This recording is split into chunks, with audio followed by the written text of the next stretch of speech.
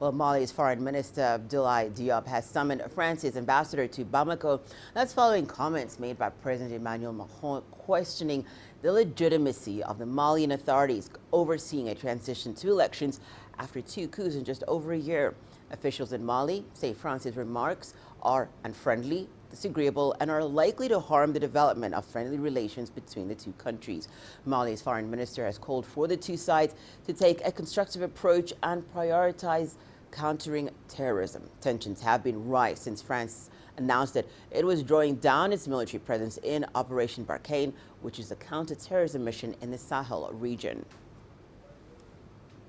Well, we continue with that conversation with Mamadou Tapili, who is a journalist based in Bamako. We also have our correspondent Ross Cullen, who's joining us from Paris. Many thanks to you both for bringing the latest on this story for us. Let's begin with you, Mamadou. What more can you tell us about this latest exchange between Mali and France, and how has the French ambassador met with Mali's foreign minister? Well, thanks. These clashes have started after the comments of the French president to the Malian transitional authorities. So the foreign minister of Mali, Mr. Diop, has summoned the French ambassadors concerning the comments of the French president and signifying him that signifying him the disapproval and the indignations of the Malian government, which the Malian government to the French ambassadors. And he also reiterated the availability of the Malians to build a partners with whoever wishes to have a good partnership with Malian by respecting the principles of non-interferences in accordance to the legitimacy and of the aspirations of the Malian people.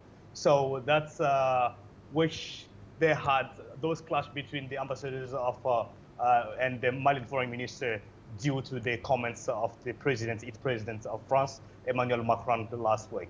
Ross, let's bring it to you. How is France reacting to Mali's actions? Well, this all started with the Malian Prime Minister's address at the United Nations General Assembly last month. It really did frustrate France, the fact that the Malian Prime Minister said that France has been abandoning Mali, taking a unilateral decision to withdraw its troops. That's something that France said was not happening. That was irresponsible language. France has made a calculated decision in discussion with its allies across the G5 region.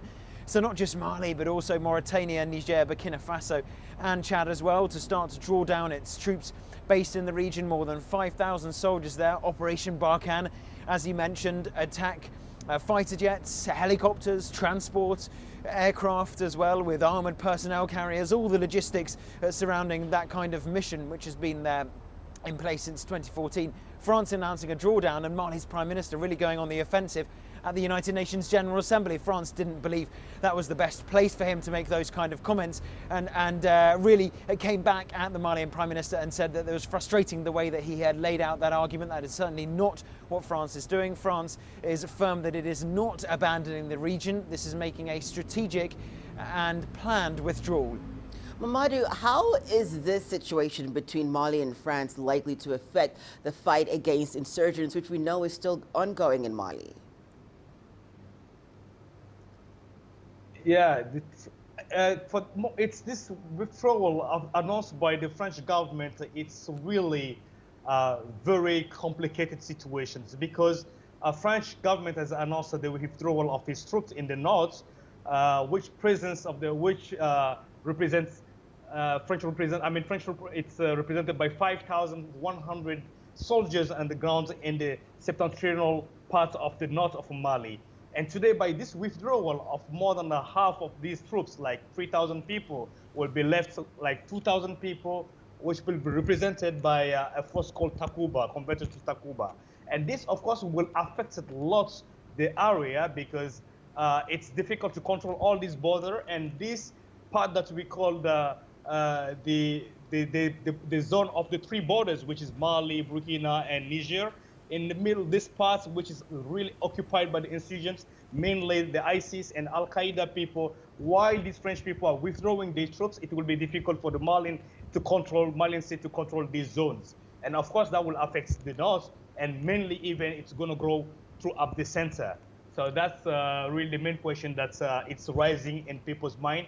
And also it's the reason that conducts the Malian actual government to find other solutions, which we can see today is by trying and get a signature, a contract between some paramilitary group of Russian groups called Wagner's groups, which is a private company, military company, which Mali is trying to get a contract to become and trying to, to fill up these position, which will be strategically abandoned by the French people.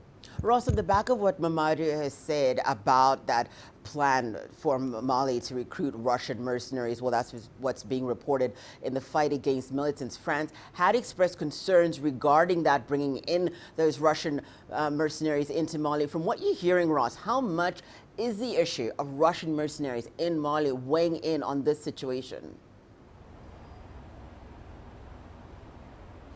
Well, Hannah, France has got a long, dubious history in the region as well. The colonial period with Mali, Niger, Chad, Burkina Faso, Mauritania, the G5 nations, and other nations as well that are further down in West Africa, not in the Sahel region, but still speak French. Senegal, Guinea, Cote d'Ivoire, and many other nations as well, economically using the West African franc, the Central African franc. So a long history for France in the region. It does not want to see pulling out of the region. It doesn't want to see itself being replaced by Russia. We do know that Russian mercenaries, what Mamadou was mentioning, the Wagner private military company, have been operating in Syria, they've been operating in Libya, they've been operating in the Central African Republic as well, linked maybe or not directly or indirectly to the Russian state. That is something that Mali has said perhaps they could be used, the Wagner paramilitary group, to fill the void left by France as the troops are being withdrawn. 2,000 being withdrawn by France. Perhaps Russia could fill the gap using the paramilitary company Wagner. So that is something that France does not want to see. It has raised its concerns.